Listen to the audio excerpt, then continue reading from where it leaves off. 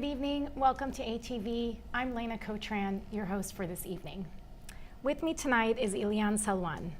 Eliane was born and raised in Lebanon, where she graduated from Beirut University College, which today is a Lebanese American university. She has a BS in computer science and earned an MBA in computer information systems from Cal State East Bay, while at home raising her 3 children here in Fremont.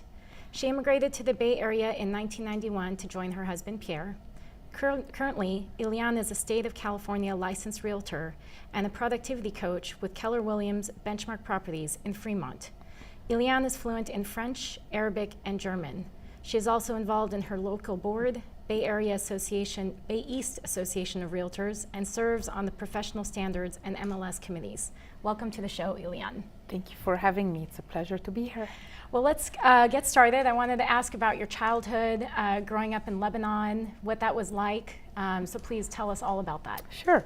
So I was born in Beirut, in Ras Beirut, and spent most of my childhood in Ras Beirut until the war, where we were forced to move to a different neighborhood, and that was in Badaro.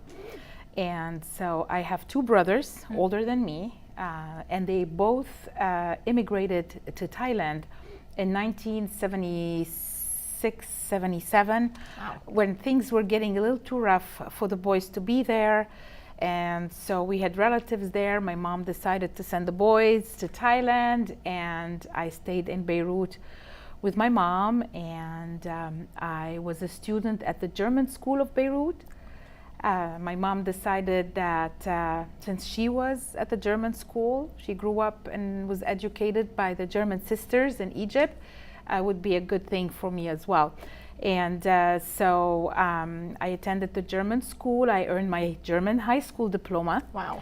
And my plan was to study in Germany and become an interpreter, and then work for the United Nations, where my mom worked at the time.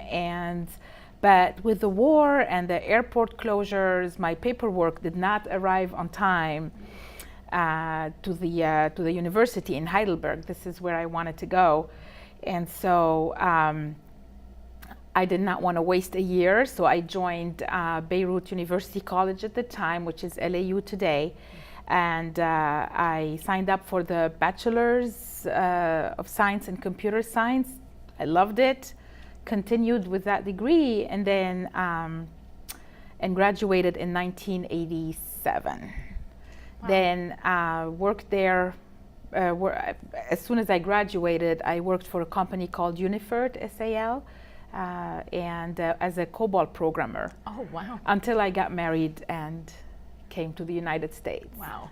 And I think you came and you joined your husband here in the Bay Area? Correct. Okay, so there was a time that you both were apart for a little while. Correct. So the story with my husband is a very special story. I met him when I was 12, and that's about when my brothers were sent off to Thailand. So that was for me a little bit of a shock. I missed them. And so when I met Pierre, his aunt was a neighbor. And when I met him, it was weird that he really looked like my younger brother. Oh. And so we became like really good friends. He was always like a mentor brother to me. So we were pretty good friends for a long time, for quite a while, until in 1981, he actually decided to come to the States and study and get his bachelor's and then his master's in electrical engineering. So that's the time where we were apart, but we were just friends. We were writing to each other, and when the phones were working during the war, then he would call. And I mean, we were just like buddies, like brother and sister. Right. And never in my wildest dream did I ever imagine that I was gonna be marrying him someday. Wow, wow. So what an amazing story. And Yeah. you have 3 children. yes, And a grandson. yes, Yes, so a beautiful story there. And your kids grew up here in Fremont. right. So what was it like raising children here in the Bay Area?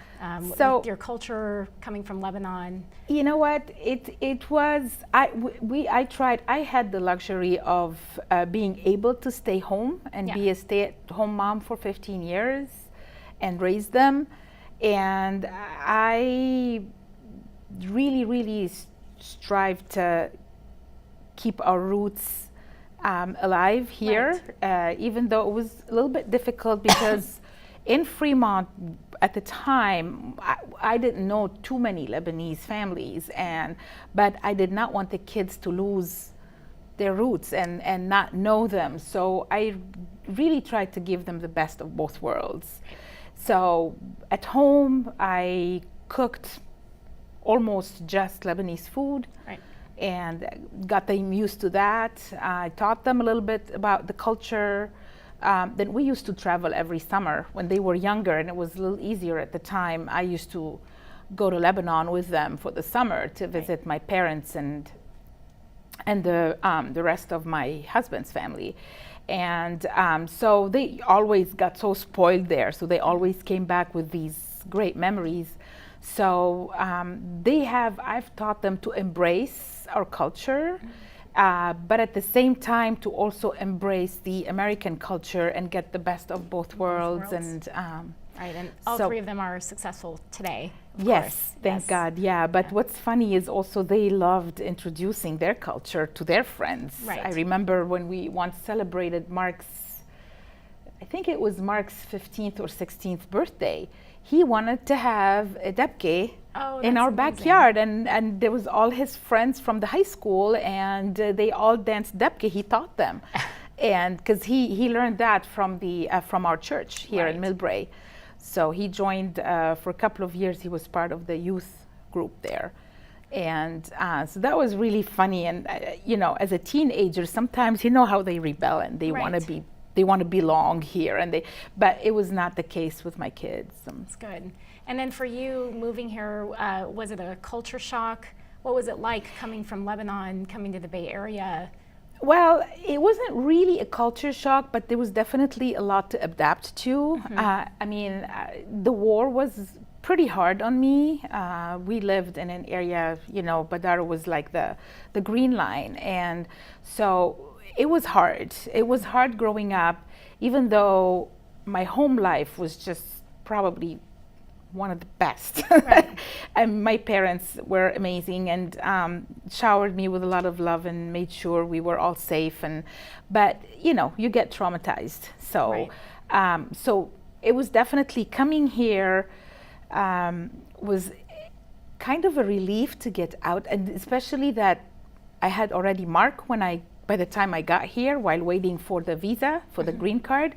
And so I really did not want to raise my kids in danger. Right. So in a way, it was bittersweet, because in a way, I know I was coming to a safer place for my kids, but at the same time, I missed home. Right. For a while, it was a little difficult. But to tell you honestly, because of my European roots from my maternal grandmother, it wasn't hard to adapt. Right. It was not hard at all. And plus, the education we get in Lebanon is pretty excellent, of course. It opens up the world to us. And so it's not like, it was not very weird or different or than what I learned about the United States. Right. So. And I know you're so involved with the Lebanese community here. So how did you find that? Being a new mom, newly immigrated, how did that build for you and for Pierre? So as a new mom, because I had the children like 2 years apart each, and being in a completely foreign country, it was hard at the beginning. So most of my time was spent raising the kids and taking them to their activities and taking care of the household. And then once the kids got a little bit older, this is where I started to think about my education and to further my education, and that's where I got the MBA. And then so going to school here was kind of like a turning point where I started to really feel that you're building a career, and I'm building a career, and I'm also building my own environment and my own world, I should say. And I want to talk about your career, because I think the path you took is fascinating. So your degree was in computer science. You were a COBOL programmer. Yeah. Right. What do you think about computer science What happened? Today? Yeah, no, I mean, today, the languages are so different, It's very different. Yeah. It's very different. So honestly, the world is changing at a much faster pace Right. than it did at the time I got my degree. So, and even when I got my master's, things are completely different now. Right. But how I got into real estate was actually kind of like it was unexpected. So I had a good friend of mine whose son was in school with my son, and they went through elementary school, junior high, and then high school together. So when I graduated in 2001 with my MBA, and I did that while the kids were younger, and so I juggled stay-at-home mom and then studying at night, and of course with the support of my wonderful husband. So the one of my friends she was the PTA president at the time, and I was the secretary, and so we kind of were pretty close, and she still is a top realtor in the industry. And then she told me, you graduated now, and that was also a time where in 2001 the companies like Cisco were laying off, and it was not really the best time to start applying for jobs. And honestly, I didn't feel ready to leave the kids and go to a full-time job yet. Right.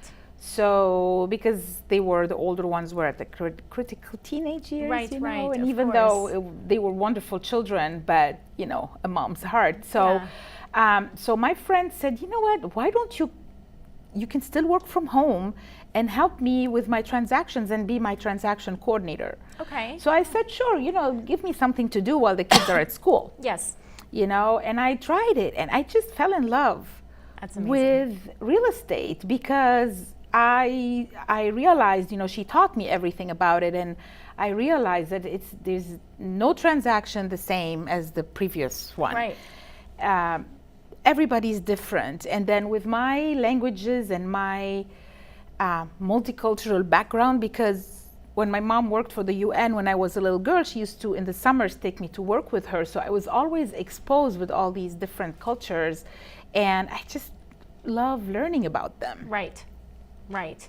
And I'm sure that, you know, the Bay Area is so diverse, so you must have immigrants that are coming in from various countries wanting to buy homes. And Right. And that's why I specialized for a while in relocations, in corporate relocations, and that was it still is one of my favorite niches. Right. Is you meet people from all venues of the world, all different educational backgrounds, different values, and you learn from them, and it's just amazing. I'm sure. I love it. And then and I love to educate, I love to help, I love to, and which is why I'm a coach now, is because I like to empower people, and I like to help people achieve their goals, and real estate is really about helping buyers and sellers achieve their investment goals. And one of the big reasons we thought, you know, to bring you on here today is that I think real estate in the Bay Area is such a hot topic. And you must have quite an opinion of where it was a decade ago when it was at its low versus now. It feels impossible to buy a house. Right, and that's the Silicon Valley, right? Yes. I mean, we are so blessed to be living in this area. We have the jobs, we have the technology, and so even in the worst of the times of the crash in 2007, 2008, real estate was never really dead in the Silicon Valley. And me as an agent, I started seeing when we hit bottom and we were starting to go up, it was as early as 2011. Right. So I could see the companies hiring and corporate relocations coming in to Silicon Valley looking for homes. Right. And so this is where I knew that we were out of the slump. Right. And because of all the jobs and all the people relocating, and then we had an influx of foreign investors wanting to buy here because the prices were so low, the interest rates were so low. That started causing the shortage of inventory, the high demand of buyers, and the shortage of inventory for sellers, because a lot of sellers were underwater. And they didn't want to sell their homes, and now statistics will show most of the country now is above water. And so to you, this is a seller's market at this point. It is still a seller's market, yes. Even though you will hear it in the news, we did feel a little bit of a slowdown, a little dip, But if you look at historic statistics, every year, no matter how the market is, July and August is always slower. Right. It's a time of year. People go on vacation, there's no school, people are busy taking their kids to their camps and activities. And then in August, it's back to school time. You got to, think about taking them to college or getting their back to school shopping in order and all that kind of stuff. So there's always a little bit of a dip in those 2 months. So, but it's still a seller's market. We still have a higher demand for buyers and a lower supply of properties on the market. However, the gap has kind of it's gotten shorter. I feel like when I go out there and look, the gap is smaller between buyers and sellers. So, but it's still a seller's market. Yeah, it still is. So, is it really impossible to get a house today? I mean, as you hear, the prices are through the roof. Don't move here. I mean, I hear this in my social circles. It's right. so and hard. You know what? And I have this problem with my kids now. Yeah. My oldest son and my daughter-in-law and my grandson now are getting ready to sell their townhome, but because they need to upgrade with a baby now, and so they're moving to Rancho Cordova because it's so much less expensive, and they both work remotely. Most software engineers now work from home. Right. And so that's the problem, is for the millennials and the younger generation who are yet not able to afford. So, but do I advise people not to buy? Not at all. Yeah. You rent, you're wasting your money, really. Yeah. I mean, you're paying your landlord's mortgage. Right. It's better to pay your own mortgage and not rent, but buy. Even if it's just a one-bedroom condo, get your foot into the market. Right. Because this is Silicon Valley. There is always going to be jobs. There's always going to be demand for homes. And you must have clients that are up and coming in new families and just, coming out here. Yes. And for you as a mother, you want your children to be able to buy here, to live here. Do you have, what advice do you give them? I mean, where do they start? Well, save, and then try to get your foot into the market, no matter what. And this area we have good schools. Right. Most of the Bay Area has good schools, and as long as there's good schools, there's going to be demand for families to buy in those areas. So the equity will be there, and it's known real estate is the safest investment. Right. As long as it's long term. Right. So it depends on people's goals and where they want to live, but the Bay Area is definitely always a good place to live. And so what do you tell your sellers who, they're dying to get out, or they want to make money on the equity they've built? What's it like for a seller to sell at this point? So there's different aspects here. So it's never a wrong time or a best time to sell. Okay.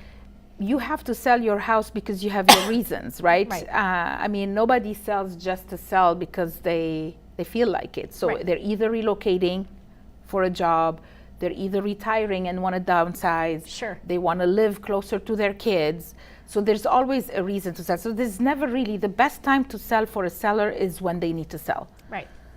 And so, such a great perspective. I would yeah, never think I don't have the experience of being a seller yet. I bought a while ago, long time ago, and I still live in the same house, and I love it. Exactly. So that's the thing. So if you have to sell, you're going to sell, whether it's a buyer's market or a seller's market. Yeah.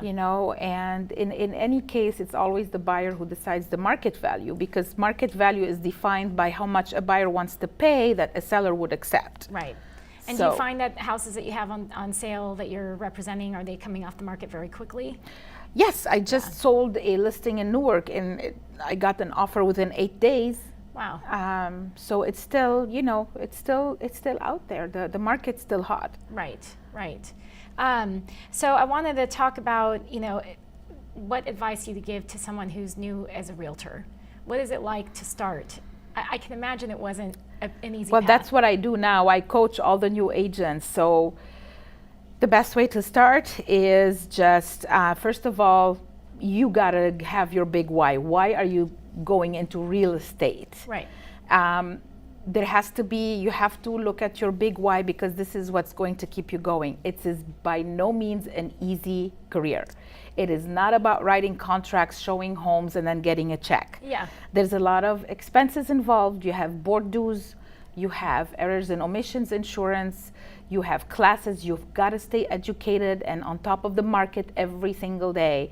And so it takes a lot, and it zaps a lot of energy, and you have the best clients and you can have the worst clients who will zap your energy and your morale and so you got to know why you're doing this first of all, and come into the industry with an open mind, thick skin, and you got to love what you do. Right. That's the first step. And then consistency with following up with your clients, and make sure that this is all about offering a service. It's not about selling a product, a house, or it's about offering service, giving the best advice you can, and keeping their best interests on the top of your priorities. That's what it is. And it's so rare really to hear that, because I've talked with realtors over the year, and it really is, some have those motivations, but some really want, it's not an easy career. No. And I want to hear more about, why that is, and what aspect do you think is probably the most difficult? Is it the people aspect? Is it the contract aspect? What's the hardest, do you think? The hardest is because people come in with the wrong perceptions about the industry. Right. So ask around. There's realtors everywhere now. Ask around. If you're considering a career in real estate, find some of the top producing realtors. You know who they are. You see their names everywhere. Right. And get their opinion, and ask them, what it takes. How does their day look like? What did it take for them to get to that point? Right. Because you're going to find out, it's not made for everybody. You got to persevere. You got to love what you do. You got to have the passion to serve. Right. If you think that real estate is just about getting a commission, and that's not it. Right. And do you think your background in computer science, your MBA, did it help you? Yes, because how so? technology is taking over the real estate industry. Right. My company now, it's been in the news for the last week or so. It's all about technology and a lot of artificial intelligence. Right. Now all the big brokerages now are working on having an app with artificial intelligence that's gonna help them run their business. Right. And so technology is definitely taking over everything, and especially real estate.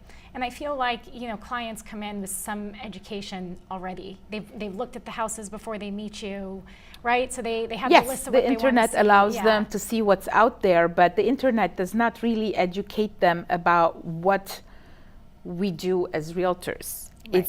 It's not about showing them homes. They can go to the open house by themselves every weekend. Right. But a realtor is here to be the second set of eyes for them. Make sure they're doing their right due diligence about the home they want to offer on.